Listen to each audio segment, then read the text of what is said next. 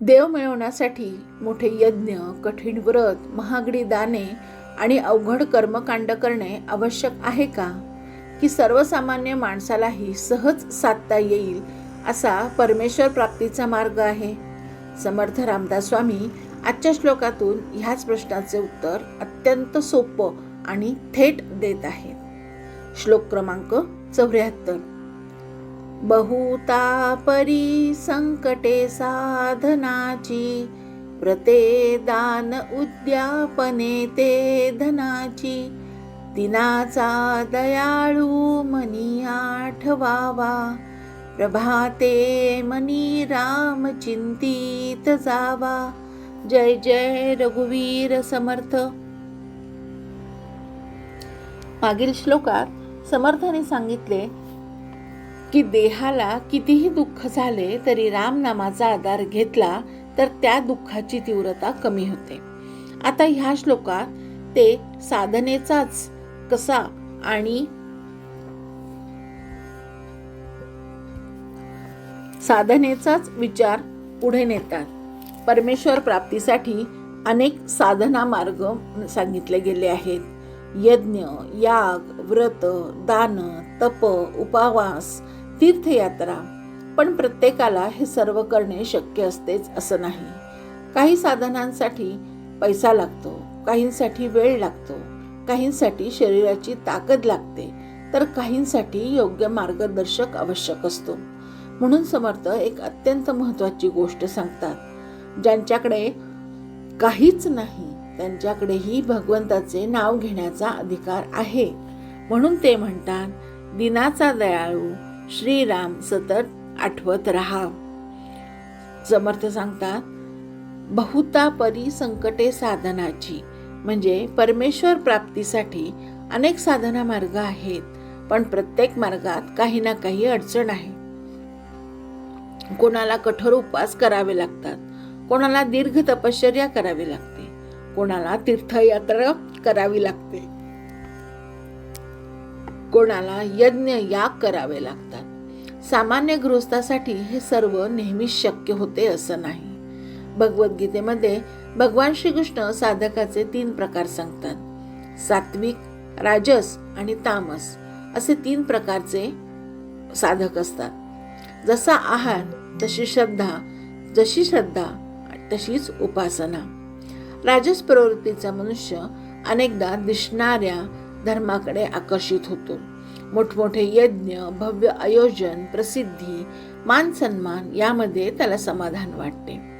तर तामस प्रवृत्तीचा मनुष्य स्वतःच्या देहाला अनावश्यक कष्ट देणाऱ्या किंवा अंधश्रद्धेवर आधारित मार्गाकडे वळतो.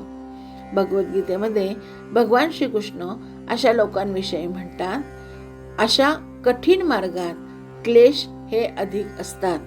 म्हणून समर्थांचा भर सहज, सात्विक आणि सर्वांना करता येईल अशा साधनेवर आहे.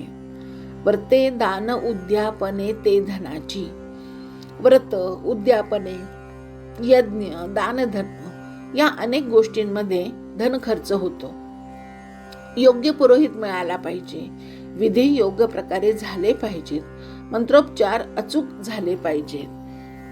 पण व्यवहारात असे नेहमी घडतेच असे नाही. कधी यजमानांचा अहंकार मध्ये येतो, तर कधी पुरोहितांचा व्यावसायिक दृष्टिकोन मध्ये येतो. कधी दानही प्रसिद्धीसाठी दिले जाते, तर कधी धर्मही दिखाव्याचाच विषय बनतो. समर्थ कर्मकांडांच्या विरोधात नाहीत, पण त्यातच धर्म संपत नाही हे ते सांगतात. जर अंतःकरणात भगवंताचे स्मरण नसेल तर बाह्य कर्मकांड अपुरे ठरते. याच्या उलट नामस्मरणामध्ये किती सहज आणि किती सोप्या गोष्टीने साध्य होतं हे समर्थ सांगतात. नाम घेण्यासाठी पैसा लागत नाही, विशेष जागेची गरज नाही, विशिष्ट वेळेची बंधने नाहीत. स्त्री असो पुरुष असो कोणीही घेऊ शकतं. यात स्त्री पुरुष असा भेद नाही, जात नाही, पात नाही. कुठलाही पंथाचा, जातीचा मनुष्य नामस्मरण करू शकतो. विद्वत्ता असणे ही आवश्यकता नाही. गोंदवलेकर महाराज सुंदर वाक्य सांगतात. ते म्हणतात, माळ नसेल तर बोटावर नाम घ्या, तेही शक्य नसेल तर श्वासावर नाम घ्या. म्हणजेच काय, नामस्मरणासाठी कोणतेही बाह्य साधन आवश्यक नाही. फक्त मनामध्ये भगवंताविषयी प्रेम असणे आवश्यक आहे. म्हणून समर्थ म्हणतात, दिनाचा दयाळू मनी आठवावा. इथे दीन म्हणजे केवळ गरीब किंवा दुबळा माणूस असं नव्हे. ज्याला आपल्या मर्यादा कळला, जो अहंकार सोडून भगवंताच्या समोर नम्र झाला, असा तो म्हणजे दीन होय. हे देवा, तुझ्याशिवाय माझा आधार नाही, तोच खरा दीन होय. आणि अशा दिनावर श्रीराम नेहमीच कृपा करतात. रामायणात बिभीषणाने श्रीरामांना शरणागती पत्करली, सुग्रीवाला आधार दिला, शबरीची भक्ती स्वीकारली, अहिल्याचा उद्धार केला. यातून एकच गोष्ट लक्षात येते, शरणागताचे रक्षण करणे हे श्रीरामांचे व्रत आहे. भगवद्गीतेमध्ये भगवान श्रीकृष्णही हेच सांगतात, जो भक्त अनन्य भावाने माझे चिंतन करतो त्याचा योग आणि क्षेम मी स्वतः सांभाळतो किंवा मी स्वतः वाहतो. समर्थांच्या ह्या श्लोकाचाही हाच संदेश आहे. प्रभाते मनी राम चिंतित जावा. म्हणजेच काय, पहाटे मन शांत असते, इंद्रियांची धावपळ सुरू झालेली नसते. त्यावेळी भगवंताचे स्मरण सहज शक्य होते. दिवसाची सुरुवात जर रामनामाने झाली तर दिवसाच्या व्यवहारालाही सात्विक अशी दिशा मिळते. आज अनेक लोक आध्यात्मिकतेच्या शोधात महागडी शिबिरे, विशेष विधी, विविध कर्मकांडे किंवा चमत्कारांच्या मागे धावताना दिसतात. परंतु दिवसातून 5 मिनिटे थांबून शांत बसून श्रीराम जय राम जय जय राम असं म्हणायला त्यांच्याकडे वेळ नसतो. समर्थ सांगतात, भगवंताला तुमचा पैसा नको, तुमचा अहंकार नको, त्याला तुमचे प्रेम आणि स्मरण हवे आहे, पूर्ण शरणागती हवी आहे. म्हणूनच ह्या श्लोकाचा सार एकच, कधीही कठीण साधना सर्वांना करण्याची आवश्यकता नसते, पण नामस्मरण सर्वांना शक्य आहे.